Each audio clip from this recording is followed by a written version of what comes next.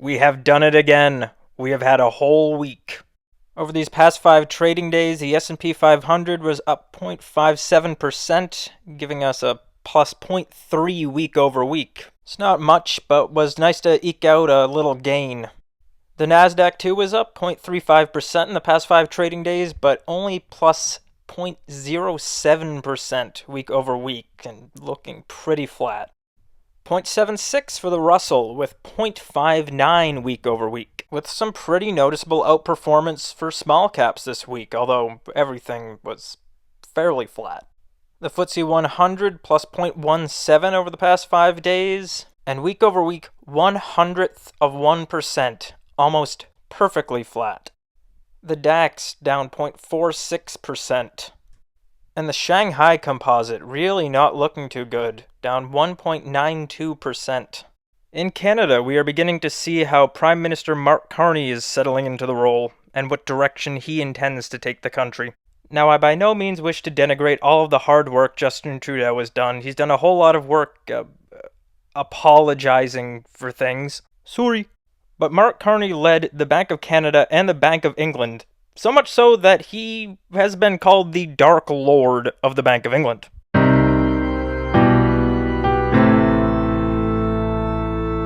So I have a feeling that his prime ministership is going to involve a whole lot more finance, much more technical finance, and indeed the global macro position of the country. And indeed so. Back in March 10th, Canada announced that it would be issuing US dollar denominated bonds. Now, this wouldn't be a particularly large issue. However, Canada does have a notable trade surplus with the United States, allowing the government the opportunity to issue debt in the favorable currency at fairly low interest rates. All the while, the Bank of Canada has cut interest rates, allowing them to issue the debt below US rates. Canada has typically kept its policy rate a little bit below that of the United States. However, now that rate is increasingly further apart from the United States. This allows a bond issued like this to become a source of liquidity for the global market for US dollars.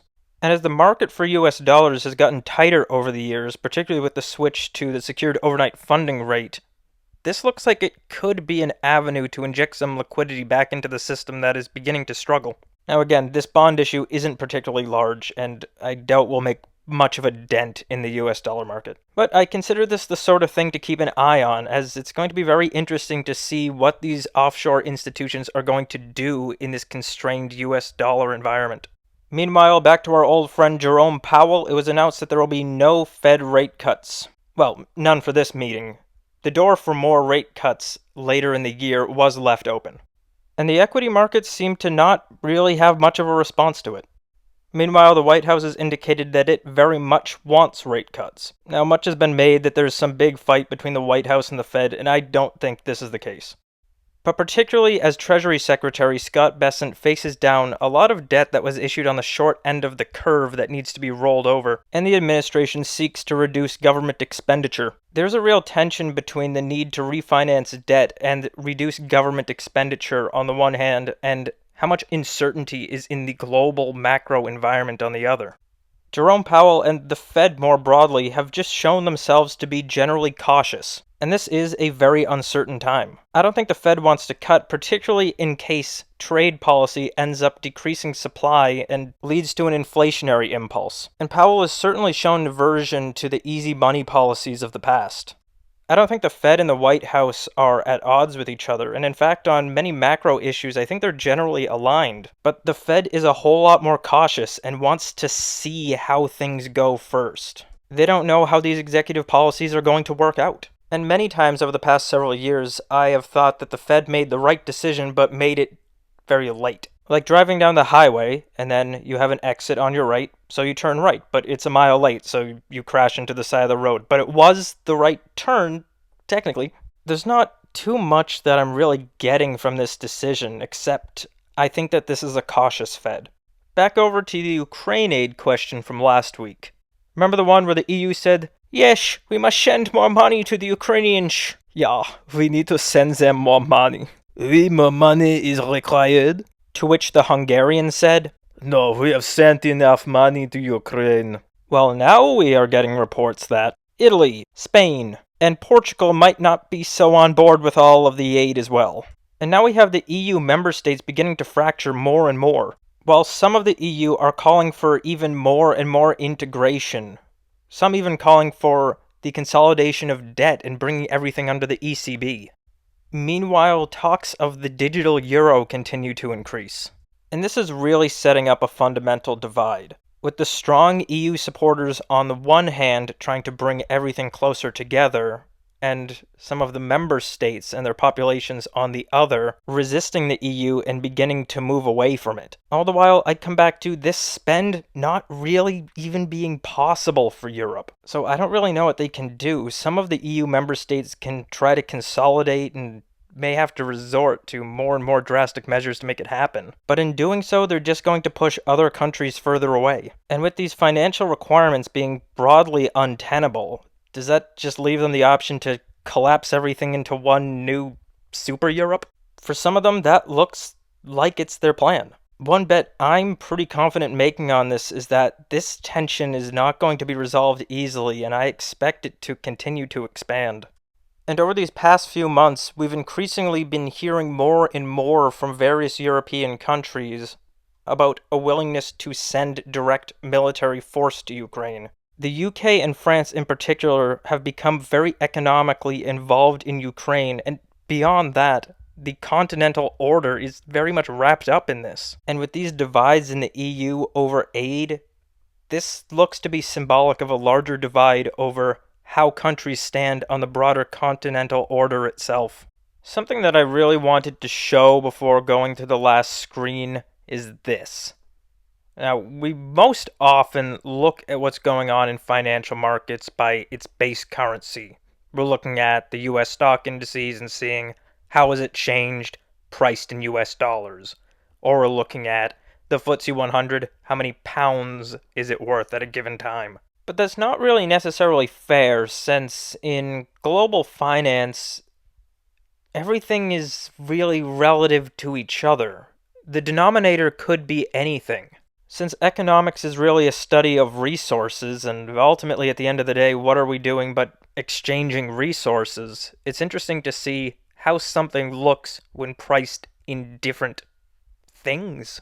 So we know that the market cap of the S&P 500 in US dollars since the beginning of the year to right now has decreased about 3.42%. However, if you were to look at it in terms of what is the market cap in pounds at the beginning and the end of the year, or in euros at the beginning and the end of the year, you have a much steeper loss. The S&P 500 is down 8.41% in euros and down 8.19% in British pounds. And this really shows that the differences in currency value can be really significant in global markets. So sure, the S&P 500 is down 3.42% relative to the US dollar, but is it really down 3.42% in terms of wealth? How much are you really down in the S&P 500? And maybe other currencies aren't the best way to go about looking at this. Let's look at some other indices. At the beginning of the year, the S&P 500 was worth 11.82 Shanghai composites, and now it's worth 11.04. So it's down 6.85% in terms of how many Shanghais you could buy for an S&P. It's down 10.92% in terms of how many FTSE 100s it's worth, and down 18.94% in terms of how many DAXs. So by what you are comparing it against, the losses are much more significant. But how about something really base, really fundamental? Gold. It's been pretty consistent for millennia.